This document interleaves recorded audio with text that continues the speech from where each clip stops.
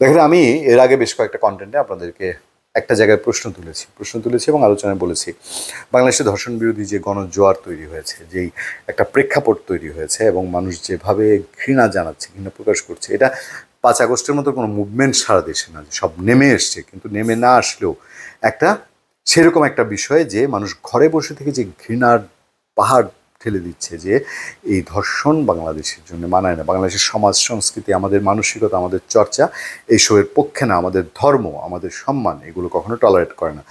প্রত্যেকটা মানুষ ছি করছে। আসিয়ার ঘটনা সবাইকে আরও নাড়িয়ে দিয়ে গেছে।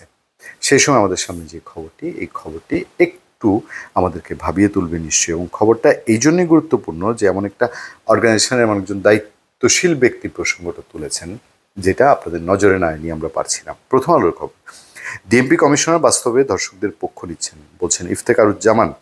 ঢাকা মহানগর police DMP commissioner Sheikh Mohammad Sajjad Ali ধর্ষণ শব্দটি ব্যবহার না করার অনুরোধের মাধ্যমে বাস্তবে ধর্ষকদের পক্ষ নিচ্ছেন বলে অভিযোগ করেছেন ট্রান্সপারেন্সি ইন্টারন্যাশনাল টিআইবির নির্বাহী পরিচালক ডক্টর ইফতেখারুজ্জামান। তিনি মনে করেন বিষয়টি কোনো অবস্থায় গ্রহণযোগ্য হতে পারে না। ডিএমপি কমিশনার তার এই বক্তব্য প্রত্যাহার করা উচিত। দুবার বলছেন নারী ও শিশুর প্রতি সহিংসতা বন্ধ করুন, এখনই শীর্ষক মানববন্ধনে ইফতেখারুজ্জামান এই কথা বলেন। তিনি রোববার কথাটি বলেছেন এবং ইফতেখারুজ্জামান বলেন, যে প্রতিষ্ঠানের উপর সবচেয়ে বেশি নিশ্চিত করা বা নারীর অধিকার হরণের প্রতিরোধ করার দায়িত্ব সেই আইন প্রয়োগকারী সংস্থা তথা পুলিশের একজন ঊর্ধ্বতন কর্মকর্তা যখন বলেন ধর্ষণ শব্দটা ব্যবহার না করার জন্য গণমাধ্যম আমাদেরকে যখন অনুরোধ করে তখন আমাদের অবাক হতে হয়, তাদের এই অবস্থানের প্রতি ঘৃণা প্রকাশ করতে হয়। কারণ এর মধ্যে তিনি যেটা করেছেন, ডিএমপি কমিশনার বাস্তবে দর্শকদের পক্ষ নিচ্ছেন। নিশ্চয়ই ডিএমপি কমিশনার যেহেতু ইফতেখারুজ্জামানের মতন একজন ভারী মানুষ, একজন দায়িত্বশীল মানুষ প্রসঙ্গটা তুলেছেন, নিশ্চয়ই ডিএমপি কমিশনের বিষয়টা একটা বিবৃতি হলেও দিবেন বা অন্তত বিষয়টা বিবেচনা করবেন। ধর্ষকের সুরক্ষা দেওয়ার উপায় সৃষ্টি করে দিচ্ছেন, কোনো অবস্থায় এটা গ্রহণযোগ্য হতে পারে না। তার এই বক্তব্য প্রত্যাহার করা উচিত। প্রত্যাহার করবেন কিনা জানি না, তবে নিশ্চয়ই তিনি এটার একটা রিয়াকশন দেখাবেন। আমি জানি না এর পক্ষে যুক্তি দেখাবেন কিনা। ডিএমপি কমিশনার এর আগে শনিবার এক অনুষ্ঠানে সাজ্জাদ আলী গণমাধ্যমে ধর্ষণ শব্দটি ব্যবহার না করার অনুরোধ জানান। তিনি বলেন, আমি দুটি শব্দ খুব অপছন্দ করি, এর মধ্যে একটি হলো ধর্ষণ। আপনাদের কাছে অনুরোধ, এটা ব্যবহার করবেন না। আপনারা নারী নির্যাতন বা নিপীড়ন বলবেন। আমি জানি না শব্দগত গ্রামাটিক্যাল আমাদের সামাজিক অবস্থায় ওনার ব্যাখ্যাটা কি, নিশ্চয়ই ব্যাখ্যাটা দিবেন আমাদের সামনে।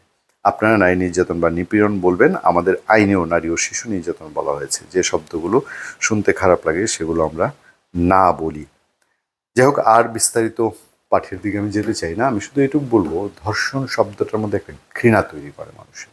এই শব্দটা খুব সাবলীলভাবে আপনি আপনার পরিবারের সামনেও উচ্চারণ করতে গিয়ে আপনাকে একটা দ্বিধাবোধ, বা আপনার সন্তান, স্ত্রী থাকলে বা এরকম একটা ঘটনা ঘটেছে, কিন্তু আপনি যখন শব্দটা উচ্চারণ করবেন পরিবারের মধ্যে না, কারণ এটা সুস্থ জায়গা, সুস্থ শব্দ না, কিন্তু অসুস্থতা যারা এই কাজটা করেছে তাকে অসুস্থতা দিয়েই সংজ্ঞায়িত করা উচিত।